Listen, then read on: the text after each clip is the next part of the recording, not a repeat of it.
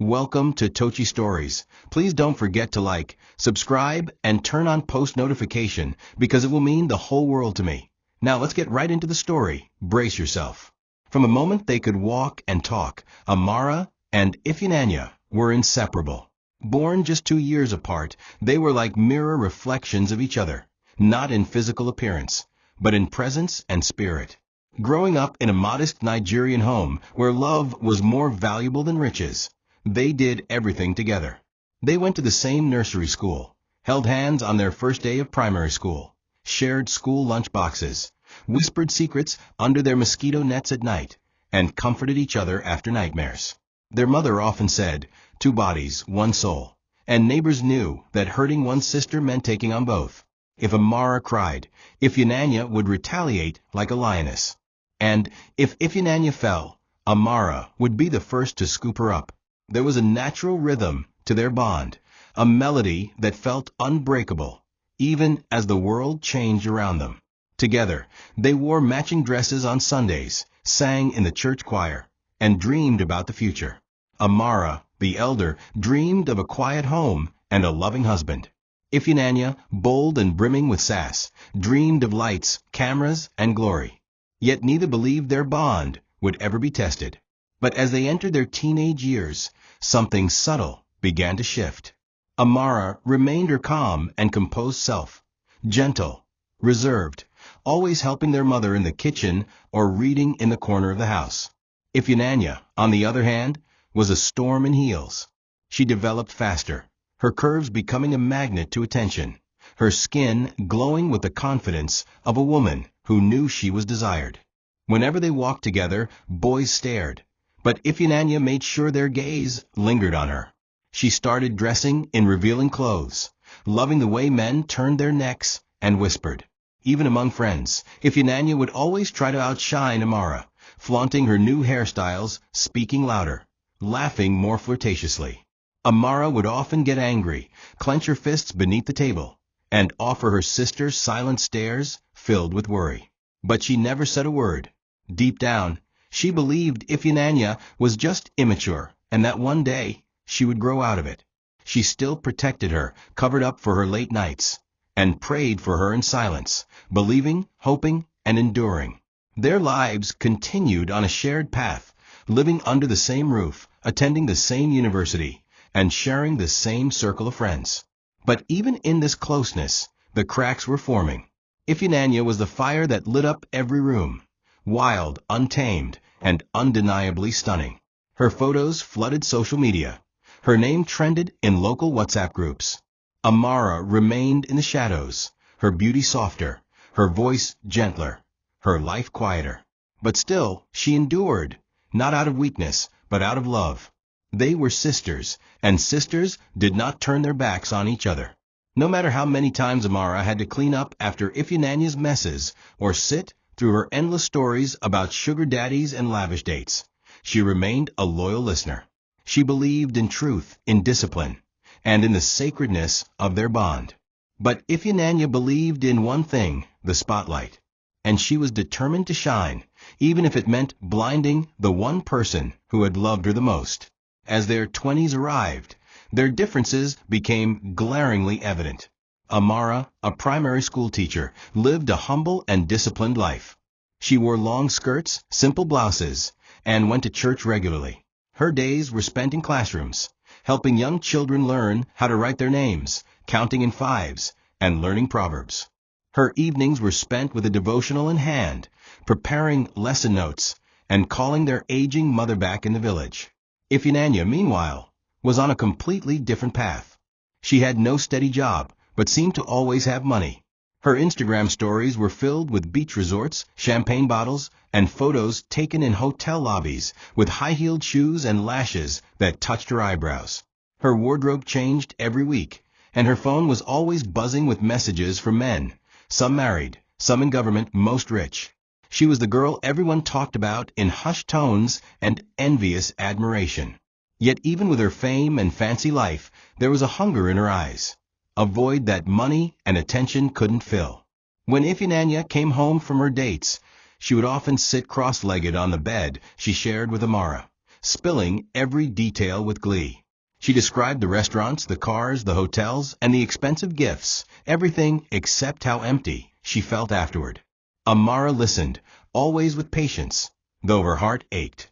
Life isn't about luxury, Ife, she would say. It's about love, values, and building something real. But Ifunanya would scoff, roll her eyes, and say, "You're just jealous because nobody is buying you an iPhone." The words cut deep, but Amara swallowed her pain and continued to pray. What Ifunanya didn't know was that Amara had many admirers too, quiet men, respectful ones, men who noticed her gentle smile and kind spirit. But she turned them down. She was waiting for the right one, not just anyone. And while Ifunanya mocked her as old-fashioned, Amara held on to her principles like a fragile pearl in a sea of chaos. Despite all this, they still lived together in a two-bedroom flat rented by Amara. Ifunanya, for all her flash, barely contributed to the bills. But Amara never complained. She cooked for both of them, did the laundry, and even covered for Ifunanya when nosy neighbors questioned her lifestyle. To the world, they were just sisters, the good one and the wild one. But to Amara, they were still soulmates. Yet jealousy, like a slow-moving storm, continued to gather behind Ifunanya's bright smile. She couldn't understand why, despite all her beauty, men never truly stayed. They admired her body, but rarely touched her soul. Meanwhile, Amara, modest, quiet Amara, was always respected. People spoke of her with honor. Elders greeted her with admiration. That unseen honor burned Ifunanya more than words could say. And in her mind, it wasn't fair. The turning point came one evening after Ifunanya returned from a flashy date. She burst into their room, tossed her designer bag on the bed, and giggled like a schoolgirl. "He said I'm the sexiest woman he's ever seen," she bragged, unzipping her high heels with a proud smirk. Amara didn't smile. She sat quietly on her side of the bed, grading a stack of class assignments. "Ife, how long will you keep living like this?" Amara asked gently, her eyes not leaving the papers.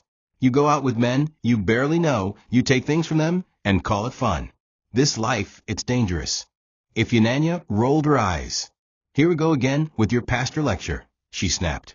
"Not everyone wants to marry a church boy and live like a nun, Amara. I want to enjoy life." Amara set her pen down. "I'm not judging you. I'm just warning you. This path, it won't end well. You're giving yourself to people who don't value you. You need real love, not attention." Ifunanya's voice turned sharp. "You're just angry because no one's looking at you." Amara stared at her sister for a long, heartbreaking moment. It wasn't the insult that hurt, it was the bitterness behind it. She saw something behind Ifunanya's bravado, a deep, lonely ache. A part of her that wanted to be cherished beyond her curves, loved beyond her looks. But Ifunanya had built a mask she refused to remove, and Amara knew she couldn't force her sister to change. So, she sighed, picked up her papers, and turned away. That night, as Ifunanya snored beside her, Amara prayed silently. She didn't ask God to punish her sister. She simply asked him to protect her from men, from the world, and most painfully from herself. What Amara never imagined was that the biggest betrayal she'd ever face wouldn't come from a stranger or a lover, but from the very sister she was praying for.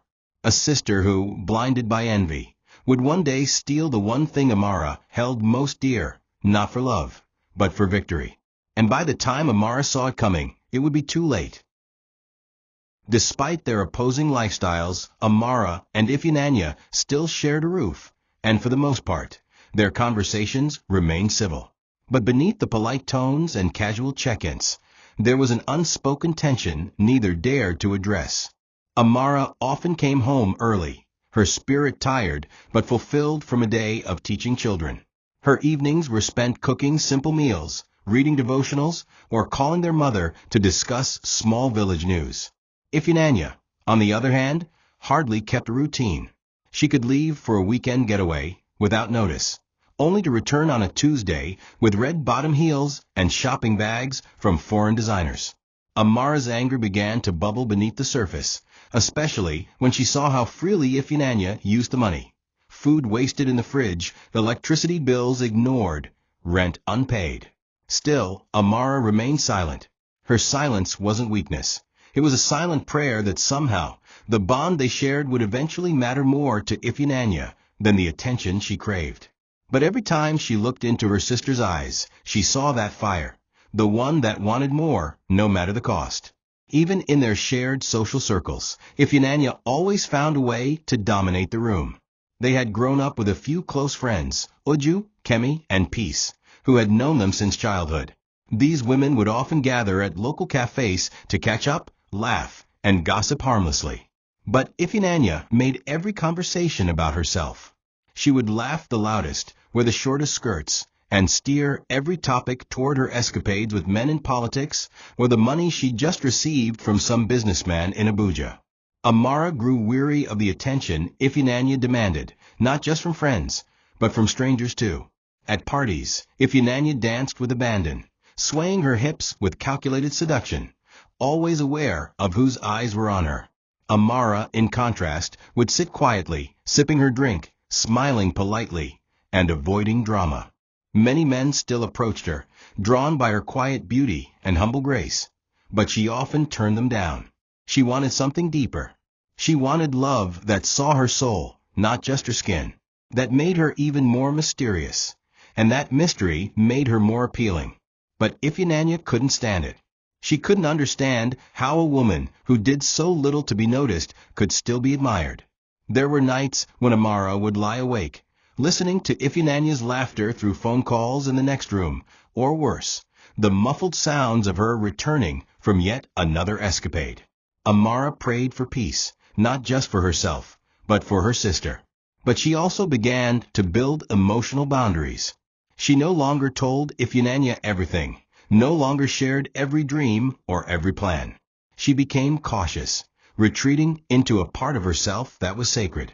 She didn't know what exactly she was protecting, but something inside her told her that a storm was coming, and it would wear her sister's face. Still, she clung to hope. After all, they had once been two bodies, one soul. Surely that bond couldn't be destroyed by jealousy. Or so she thought. It happened unexpectedly, as most sincere things do. Amara met Chuka during a community teaching seminar at the local government center. He was one of the organizers, soft-spoken, intelligent, and passionate about education reform. Their first conversation was about literature, but it quickly evolved into shared dreams, values, and gentle laughter. He didn't wear expensive watches or drive flashy cars. His shirts were simple, his words honest, and his eyes sincere. For the first time in a long while, Amara felt seen, not as a shadow of her sister, not as the good girl who did everything right, but as a woman deserving of genuine affection. They started seeing each other more often, grabbing suya after work, strolling through the park, attending book readings. Chuka never rushed her. He didn't ask for too much too soon. He just showed up consistently. And in a world that valued loudness, his quiet presence became her favorite sound. Amara took her time before introducing him to her circle, especially to Iphigenia. She wanted to make sure it was real, that her heart was safe.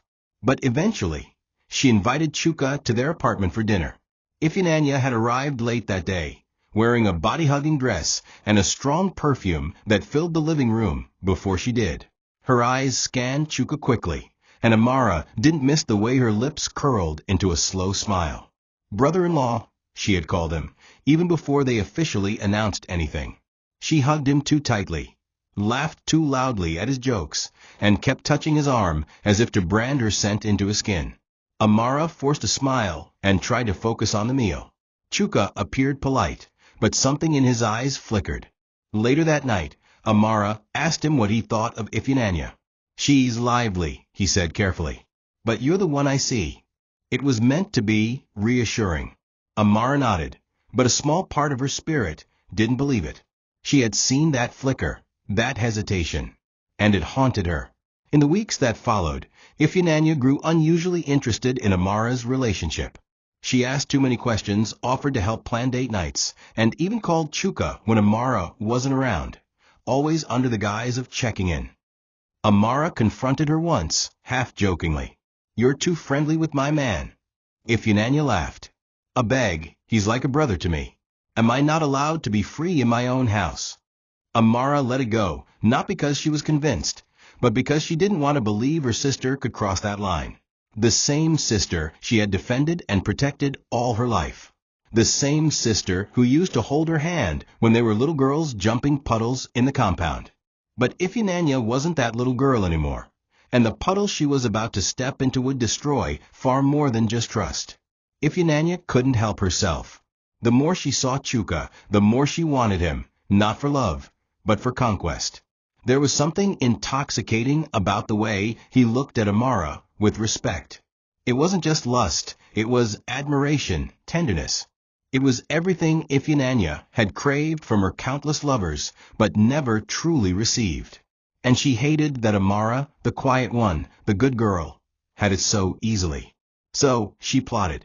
It started with casual text messages, late-night greetings, jokes about Amara, playful emojis. Chuka, at first, was confused. He responded politely, but distantly. But Iphigenia knew how to break men. She began calling him Chucksy, asking if he liked her new photos, showing up unannounced at his office under the pretense of needing advice. She wore revealing dresses, brushed her body against him when they passed, and planted doubts in his mind about Amara's innocence. "My sister is so reserved," she would say, sighing. "Sometimes I think she's not ready for a real man like you." At first, Chuka resisted. He loved Amara, or so he thought. But temptation is a slow-burning poison. One night, after an argument with Amara over a simple misunderstanding, Chuka received a call from Iphigenia. "Come out," she said. "Let me ease your stress." That night changed everything. They met at a rooftop lounge.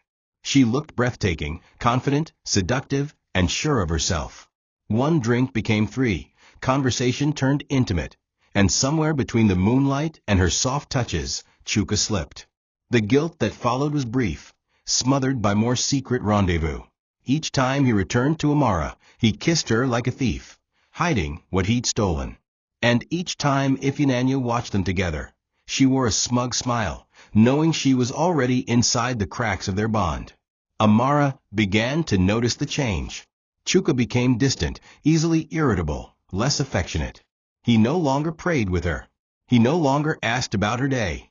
One evening, she saw a message flash on his phone. It was from Iphigenia. "You miss me yet?" it read. Amara's hands trembled. She waited for him to sleep, then checked his phone. What she saw broke her spirit. Photos, messages, voice notes. Her sister, her man, her life, betrayed by the two people she trusted most. She didn't scream. She didn't throw the phone. She just sat in the dark, staring at the wall, numb. When morning came, she quietly told Chuka it was over. When she confronted Iphigenia, her sister only shrugged and said with a smirk, "We're sisters, Amara. We share everything, don't we?" And just like that, the girl who once cried when Amara scraped her knee had become the woman who would smile while tearing her heart to pieces. Amara tried to carry on with life, but nothing felt the same. The house that once held laughter and sisterly whispers now echoed with betrayal. She couldn't sleep without hearing Iphigenia's mocking words. "We share everything, don't we?" That line kept stabbing her soul, bleeding out every ounce of trust she ever had for her sister. Amara didn't confront her further. She had seen all she needed to see in the messages. The seductive selfies Iphigenia sent Chuka, the voice notes where she whispered, "I love it when you sneak around," and even videos she had secretly taken of him visiting her hotel room. It wasn't just a fling, it was an intentional, drawn-out deception. Amara began to wither emotionally. Her appetite disappeared. Her teaching began to suffer, and even her students noticed her distant stares. The heartbreak was too deep, not just because of love lost, but because of the betrayal from her own blood. Her sister, the same girl who used to hold her hand at the clinic out of fear, had now stabbed her with that very hand. Chuka tried to justify his actions with shallow apologies. He claimed he was seduced, manipulated, that it just happened. But Amara knew better. Nothing just happened. People made choices, and he had made his. She looked at him one final time, shook her head, and said, "You weren't just weak, you were eager." that broke him in a way even he didn't expect. Amara walked out of his life, not with drama, not with tears, but with dignity. She returned to the house she shared with Ifunanya and began packing her things. Ifunanya stood at the doorway, watching her, arms folded, smirking. "You're acting like he was the only man alive," she said. "You're too uptight. That's why men don't stay with you." Amara didn't respond. She had no energy left to fight. Silence became her protest. But inside her heart, something shifted. She realized then that forgiveness wasn't just a gift to others. It was her survival. She needed to leave, to heal, and to find herself again away from this toxic closeness. So, she walked out of the house, her suitcase dragging behind her like a final chapter closing. Days turned into weeks. Amara found a small room to rent in a quiet part of town. It wasn't much, just a single bed, a reading table, and a tiny kitchen, but it was hers. She began teaching again, slowly rebuilding her confidence. She took long walks in the evenings and found solace in nature, in quietness, and in her own strength. Each time she looked in the mirror, she whispered to herself, "I'm not broken. I'm healing." She refused to block Ifunanya's number or lash out on social media.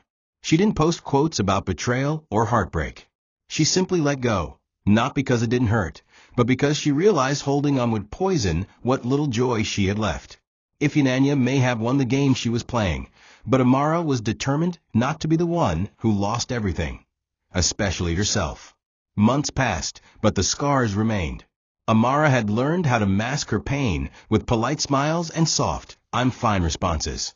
But inside, her heart still mourned. It wasn't just the loss of love or a relationship. It was the loss of a bond she once believed was eternal. Seeing Ifunanya's posts on social media didn't help. Her sister flaunted luxury with bold captions.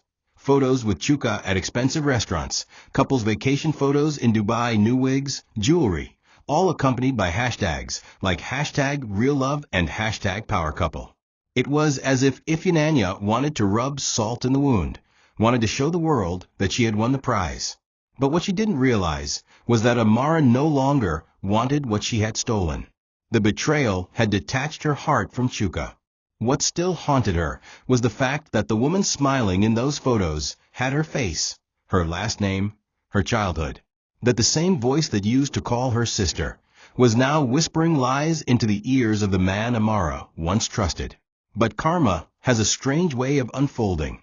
Though Ifunanya basked in public attention, her private life was anything but perfect. Chuka was not the same man anymore, at least not to her. The thrill of secrecy was gone. He no longer sent her those sweet texts or held her the way he used to hold Amara. What Ifunanya had conquered with seduction now lay heavy in her arms like dead weight. Chuka avoided long conversations, came home late, and often slept facing the wall. At first, she ignored it, thinking it was just stress. But soon, she began to feel what Amara had felt, that invisible distance growing like a crack in glass. Still, Ifunanya was stubborn. She would rather die pretending to be happy than admit that she had built her castle on quicksand. And so, she continued smiling, dressing up, attending parties. But she cried in the bathroom stalls when no one was watching. The attention she had once craved now felt like a spotlight exposing her emptiness. Meanwhile, Amara's peace was slowly returning. In her solitude, she began to bloom in a new way.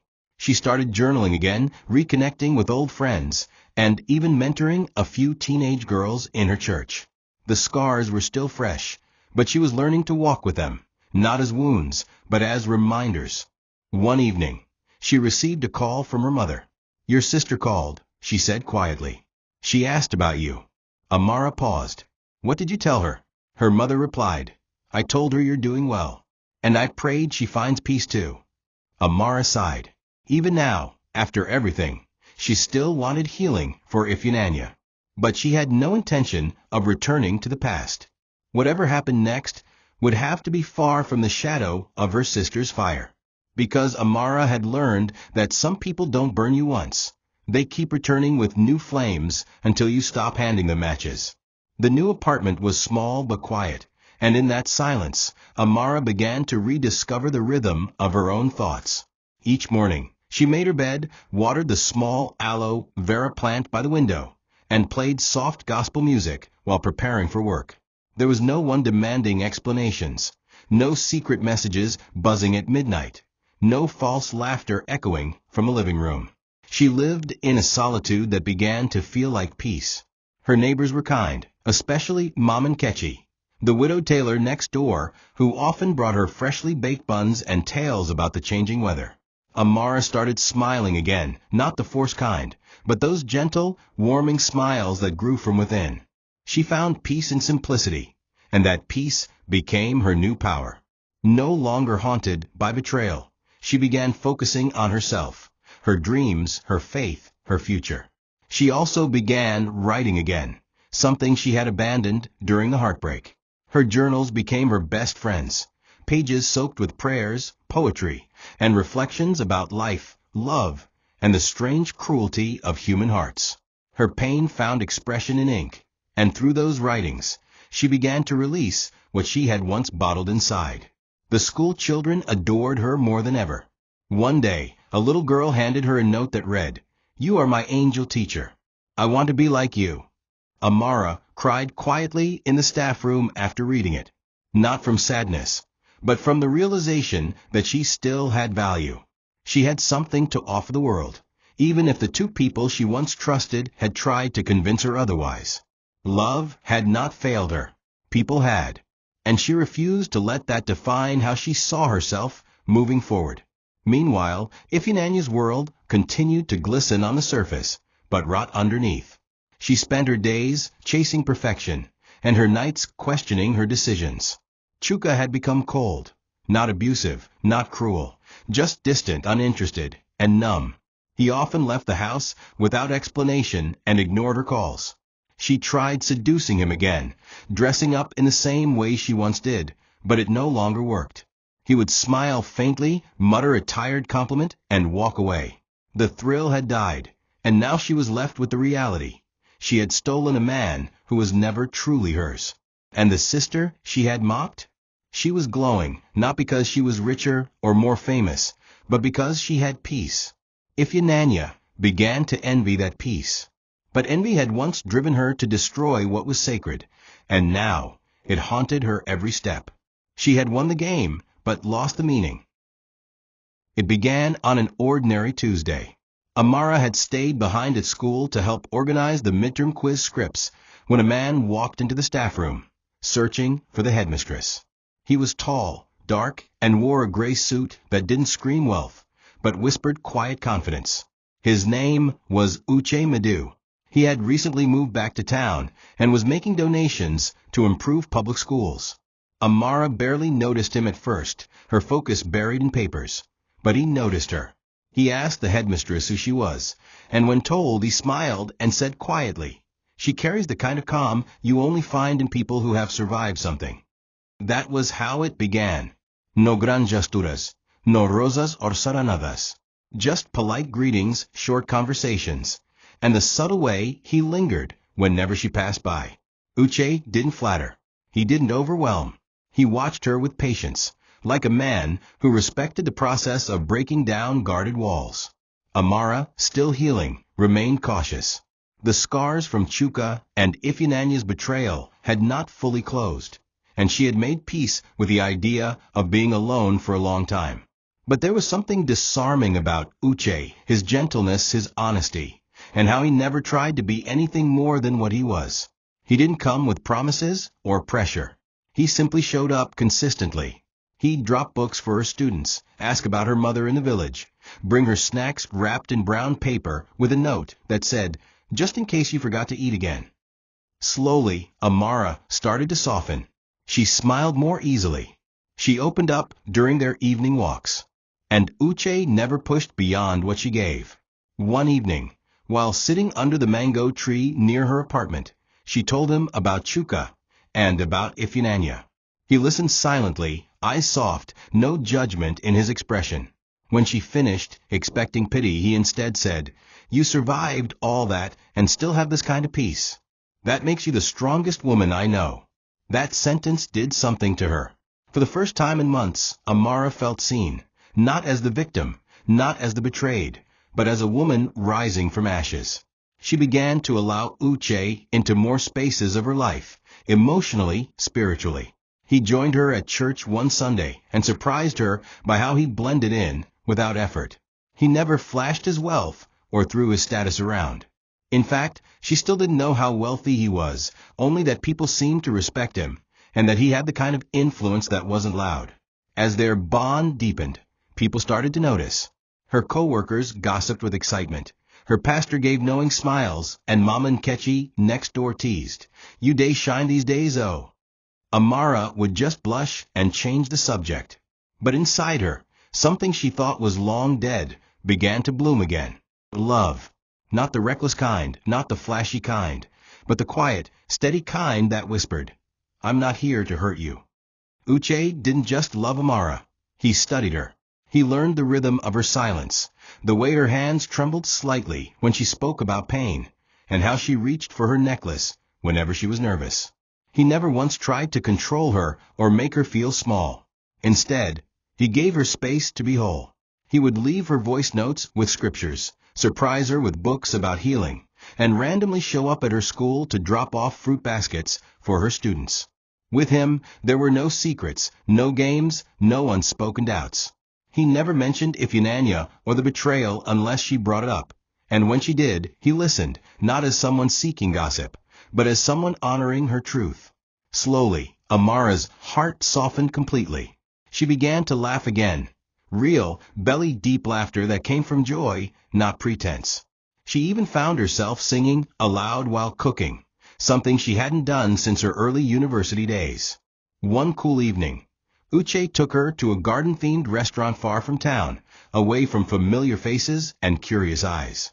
They sat under twinkling lights, sipping zobo, and sharing plates of grilled fish.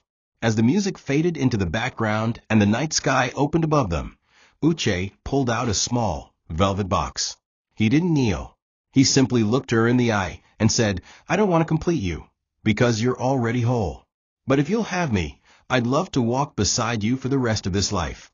Amara stared at him, stunned. Her hands trembled slightly. For a moment, she felt the old fear rise, memories of betrayal, of being made a fool, of trusting too much. But then she looked into Uche's eyes and saw no deceit, no performance, only love. Raw and steady. She nodded slowly, tears slipping down her cheeks. "Yes," she whispered. And with that single word, a chapter she thought had ended with pain began anew, with promise. They kept the engagement private at first. Amara wanted to enjoy this peace without interference. But eventually, news spread, starting from the church, then among staff, and finally across social circles. Her phone buzzed with congratulations, prayers, and excited friends begging for details.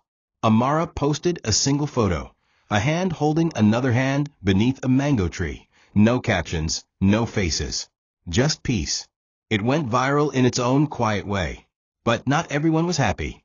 In another part of town, Ifeanyi sat in her dressing gown, scrolling through Instagram when she saw the post. At first, she ignored it. But when a friend sent her a voice note saying, "Your sister hit jackpot, oh. Do you know who Uche Madu is?" Something inside her cracked. The name was too familiar. She had met him once at a private function.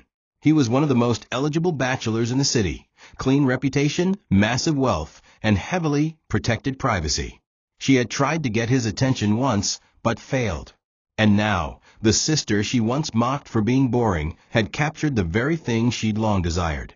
This time, the jealousy didn't creep. It screamed. Ifeanyi couldn't sleep that night. She tossed on her king-size bed beside Chuka, whose back was turned, snoring softly. The same man she had stolen, seduced, and once worshipped now felt like a stranger. His indifference grew heavier with each passing day. But that didn't matter at the moment. Her mind was on Amara, her boring old-fashioned sister, the one who was supposed to disappear in shame, was now engaged to the most powerful man in the city. The thought made her stomach churn. She scrolled through Uche Madu's name on Google, her fingers trembling. Wealthy businessman, philanthropist, real estate tycoon, rumored billionaire. He wasn't just rich, he was untouchable. And Amara had gotten to him first. How? She muttered to herself. How did she do it? That night, Ifyananya couldn't sleep. She stared at the ceiling, eyes wide with rage masked as curiosity. In her mind, it was unjust. She had always been the beautiful one, the vibrant one, the woman men drooled over.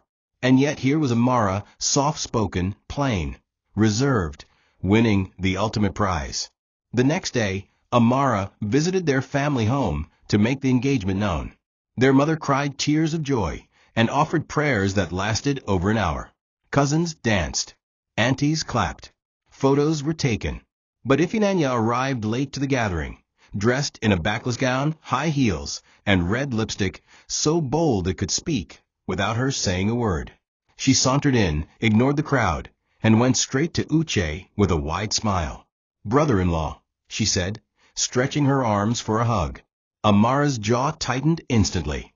Uche, ever the gentleman, greeted her politely. Ifyananya didn't stop there. Throughout the event, she hovered around him, laughed at every joke, touched his shoulder when speaking, and kept calling him my in-law like a broken record. At one point, she even requested a private photo with him. Amara watched quietly, her heart thumping. She knew her sister. This wasn't kindness. It was a performance, and beneath it, a threat. Later that evening, Amara confronted Ifyananya in the kitchen while she sipped wine. "I see what you're doing," Amara said quietly. "Don't." Ifyananya raised an eyebrow, smirking. "Relax, I'm just being friendly with my future brother-in-law. Or are you insecure?" The word stung. Amara clenched her fists, but held her composure. "This isn't like before, Ife. I won't let you ruin this." Ifyananya tilted her head. "Ruin? I didn't ruin anything. You just couldn't keep your man." And with that she walked away, hips swaying arrogantly. But Amara saw something else, a flicker of desperation behind the mockery. A woman who could sense that time was running out, that no matter how much attention she stole, love always slipped through her fingers. What neither of them knew was that this time, the cost of envy would not just be heartbreak, it would be destruction. And Ifyananya was already laying the foundation. The days following the engagement announcement were filled with blessings from church members, excited calls from extended family, and prayers from well-wishers. But for Amara, every smile was shadowed by unease. She could feel Ifyananya's presence, circling like a hawk, pretending to be helpful, but always watching. It wasn't just her words, it was her body language. The way she leaned too close to Uche, laughed too loudly at his mild jokes, and always found a way to be around him when Amara wasn't looking. Uche didn't encourage it, but he didn't shut it down either. He was too polite, too cautious of family drama. Amara tried to speak to him about it one evening. "She's always around you," she said softly. "It's starting to feel deliberate." Uche looked surprised. "She's just excited for you," he replied. "Maybe she's trying to mend things." Amara nodded, but inside, her instinct screamed. She had learned from Chuka what it meant to ignore her gut. This time, she couldn't afford to be blind. Ifyananya escalated her presence, subtly. She would call Uche to ask for help with her small skincare business, send him photos of outfits asking for his opinion, and one day, she even showed up at his office claiming she wanted advice on investing. Uche, caught between discomfort and diplomacy, would inform Amara afterward, always with a hint of unease in his voice. Amara grew increasingly tense. "She's not interested in advice," she told him bluntly. "She's interested in you." Uche reassured her, but Amara could see he was becoming frustrated, not with her, but with the mess unfolding around them. He tried to set boundaries, stopped responding to Ifyananya's late-night messages, and even told her once, "Let's keep communication through Amara." But Ifyananya wasn't the kind to back off when she saw something she wanted. She turned to manipulation, playing the role of the hurt sister who was just trying to be part of the family. To others, she looked supportive, but behind closed doors, she was scheming. The final straw came on the weekend of the official marriage introduction. The family gathered for the formal rites, elders present, drinks and wrappers laid out, and blessings poured.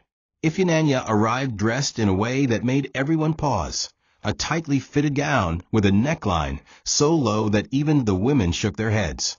She walked straight up to Uche, ignoring the gathering, and whispered something in his ear that made him freeze. Amara saw it. She also saw the subtle smirk on Ifeanyanya's lips as she turned away.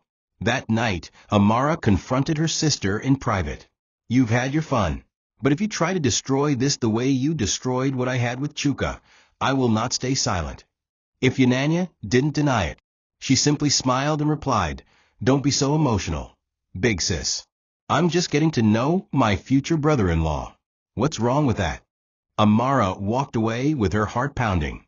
She had no proof, no text messages, no photos, just that familiar sense of betrayal creeping in again. But she promised herself, this time, she would not be caught off guard. The attack was sudden, calculated, and perfectly executed.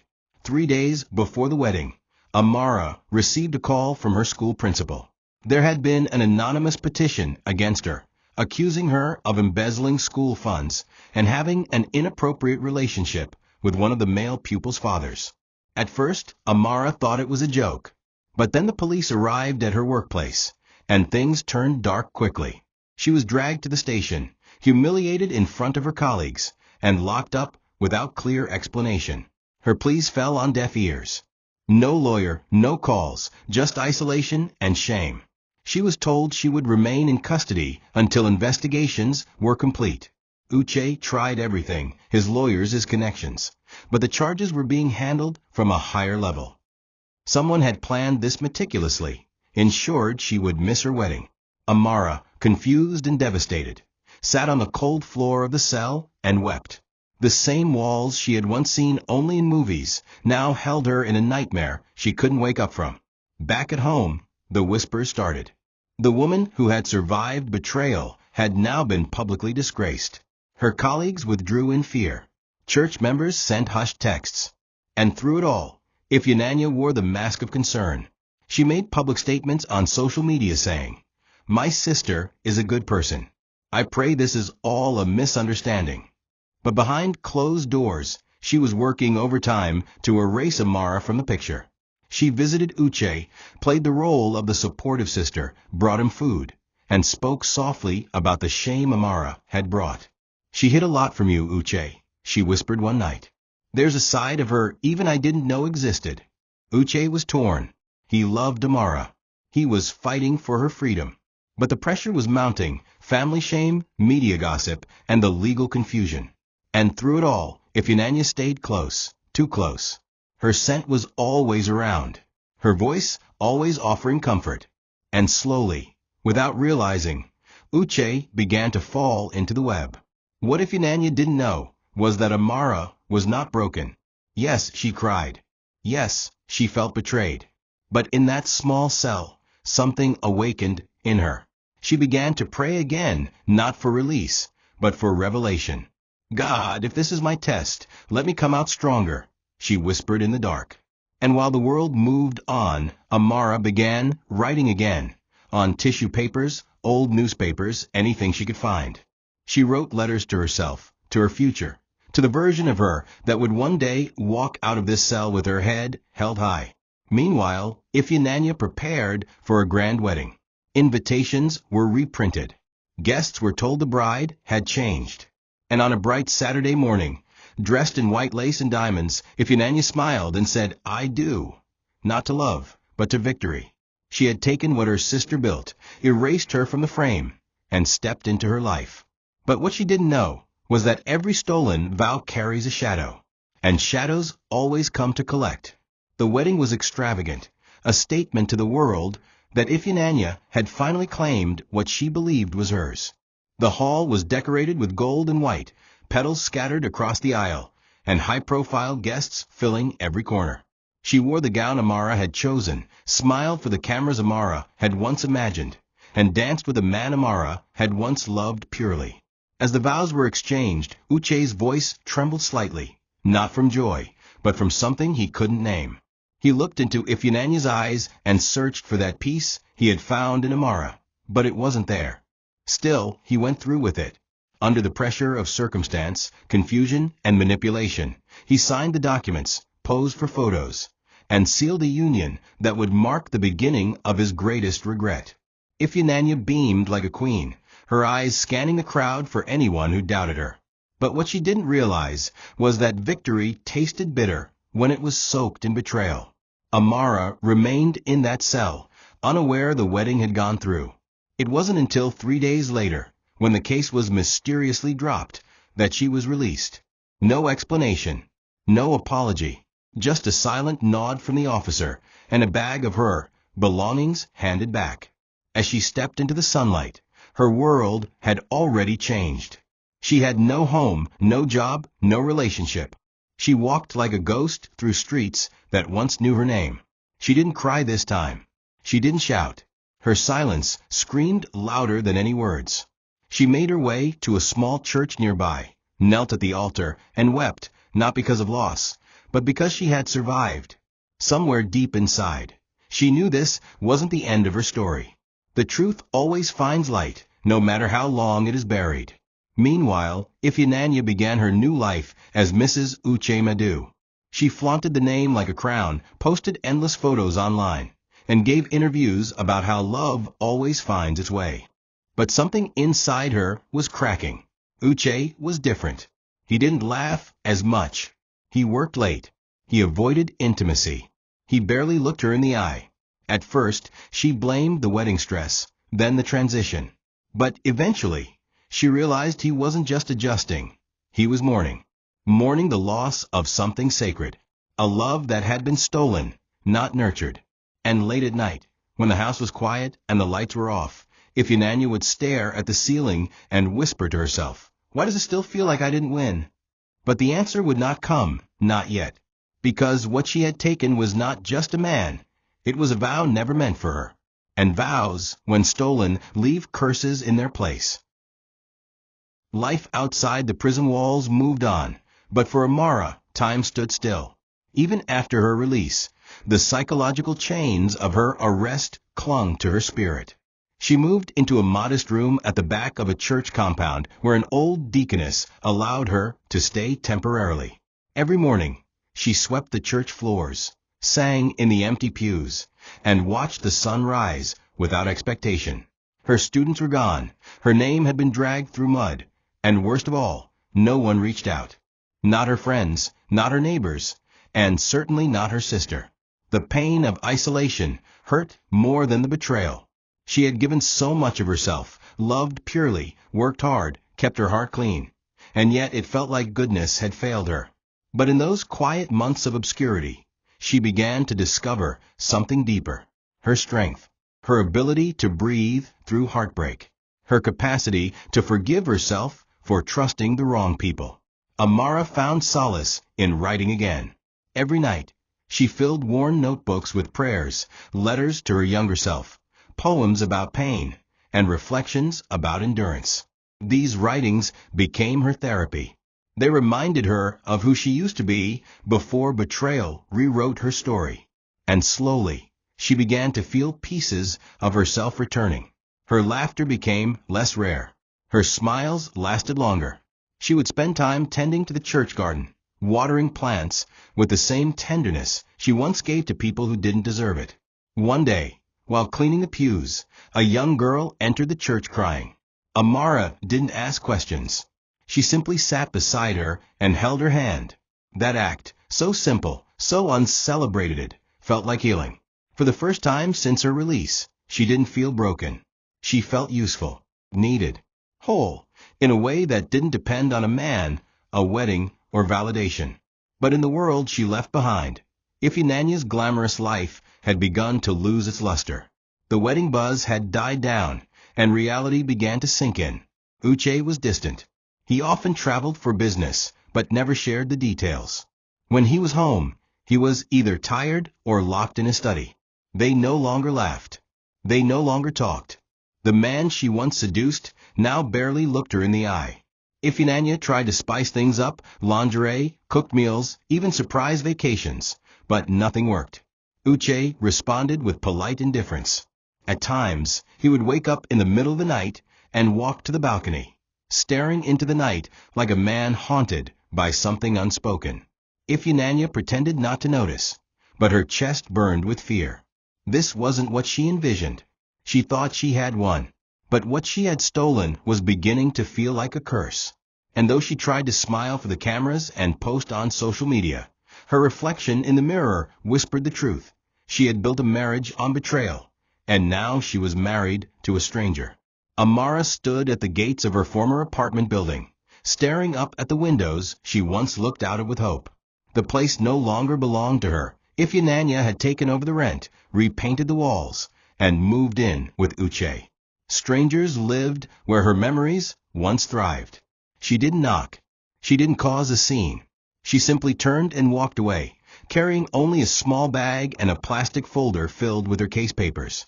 No welcome committee. No homecoming hug. She was a woman erased. But with each step she took, a quiet strength followed her. She had been buried alive, emotionally, socially, and spiritually. And yet, she had not died. She had survived wrongful imprisonment, public shame, and abandonment. The woman who once cried herself to sleep had now become someone else, not bitter, but reborn. She rented a small shop space with the little savings she had left, converting it into a children's reading center. It wasn't fancy, but it was beautiful. Hand-painted walls, second-hand bookshelves, and plastic chairs donated by a kind church member. Children from nearby neighborhoods began to visit after school. They called her Auntie Sunshine, because she always greeted them with a smile, no matter how tired she looked. Amara poured herself into them. She taught them not just grammar and arithmetic, but stories about kindness, patience, and strength. Word of her work spread slowly, and people began to talk. "That's the teacher who was falsely accused," they'd whisper. "She's stronger than she looks." Amara didn't care about gossip anymore. She had no interest in clearing her name with those who once watched her fall in silence. Her goal now was simple: to build something honest, something healing. And in the process, she was healing herself. Ifeananya, however, was unraveling. The mansion she now lived in was cold and lonely. Uche had become completely emotionally unavailable. He no longer shared meals with her. They hadn't been intimate in months. His phone was always locked, and his conversations were always short. When she asked what was wrong, he would simply respond, "I'm tired." But it wasn't physical exhaustion. It was emotional detachment. The same warmth she stole from Amara had not transferred to her. Uche treated her like a tenant, not a wife. Even the house staff whispered behind her back. She had all the jewelry, the designer clothes, the car keys, but no companionship. Some nights she sat alone at the dining table, drinking wine, replaying her own voice messages to him, hoping to hear something that resembled love. But there was nothing, just echoes of her own ambition. And for the first time, the guilt began to sink in. Not just guilt, fear. Because she knew this silence was not normal. It was the kind of silence that came before a storm. Ifeananya was now living in the very palace she had always dreamed of, yet every corner echoed with emptiness. The beautiful chandelier above their grand staircase no longer excited her. It felt like a spotlight exposing her shame. The luxury wardrobe, the constant flow of money, and the high society parties did nothing to ease the hollowness she felt. She had stolen this life, fought hard for it, but now she couldn't even enjoy it. Uche barely spoke. He slept in a separate room now. And when she dared to knock on his door late at night, he simply responded with silence.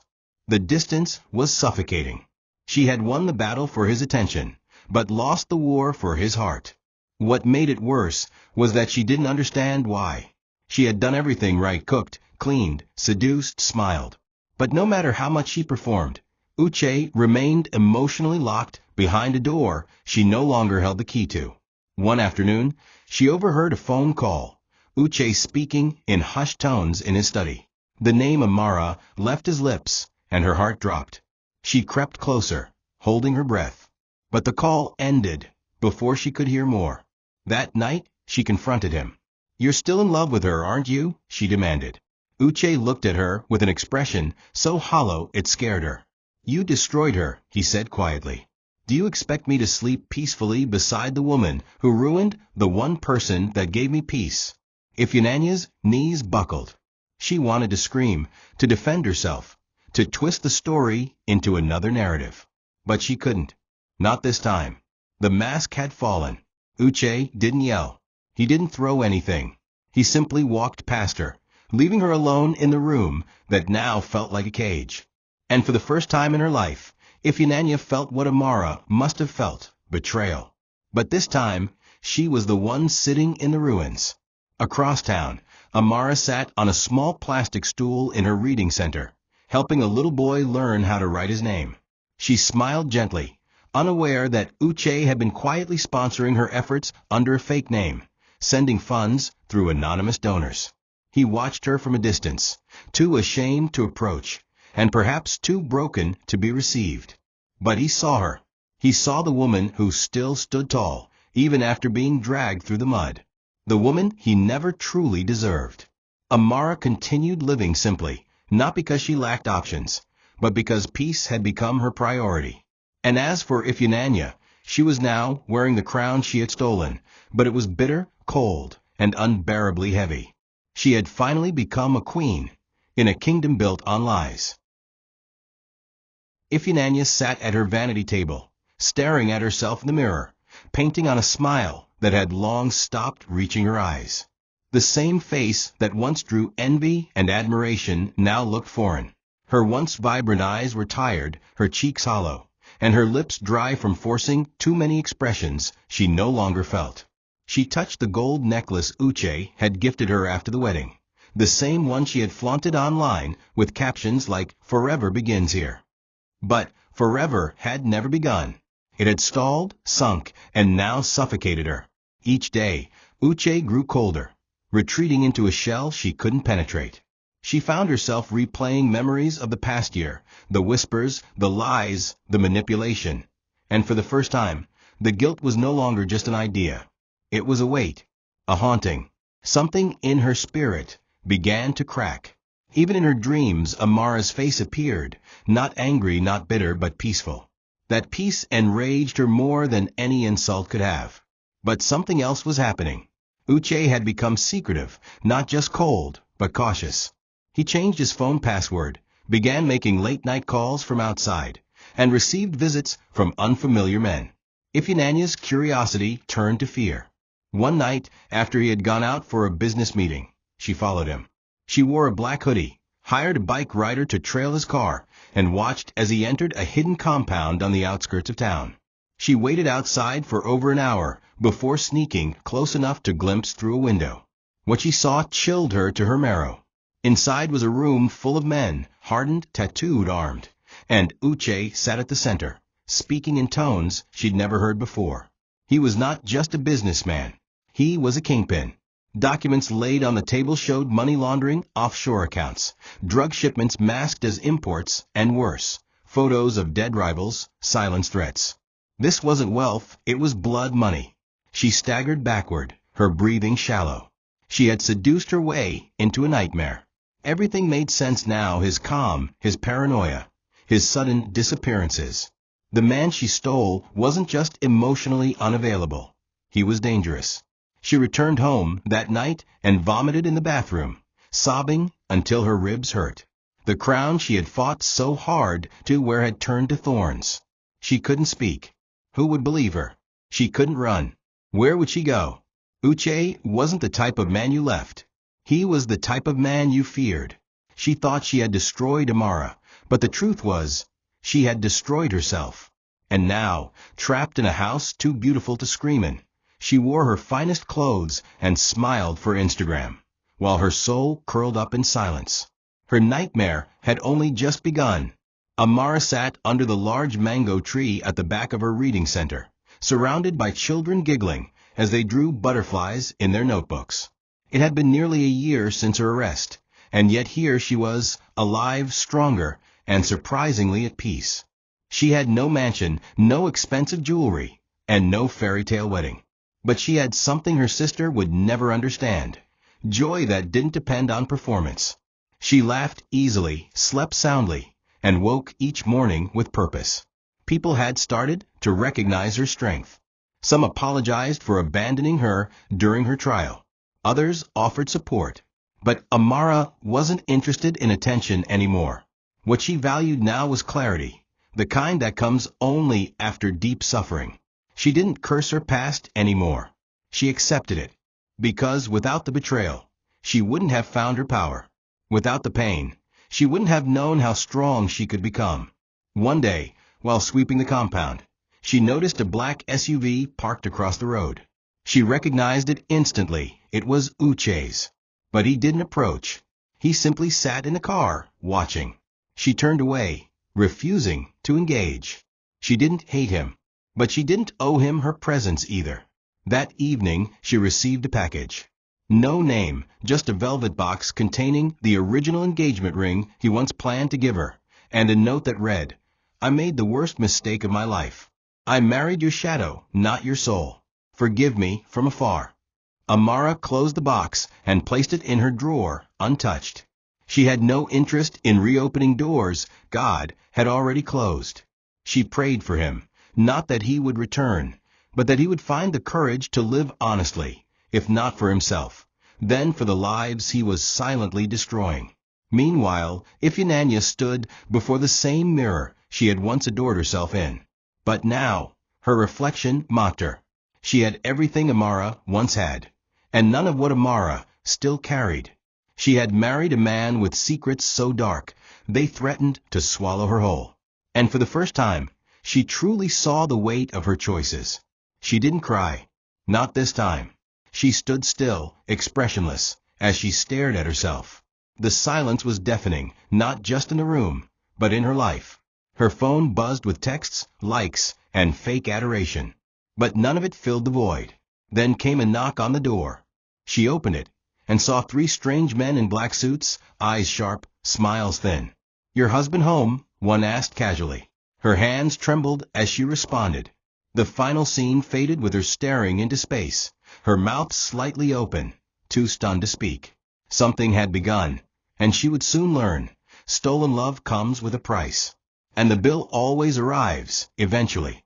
Thank you for watching this video. What did you learn from this story? Drop it in the comments. Please make sure you like, comment, and subscribe to my YouTube channel TOCHI Stories for more.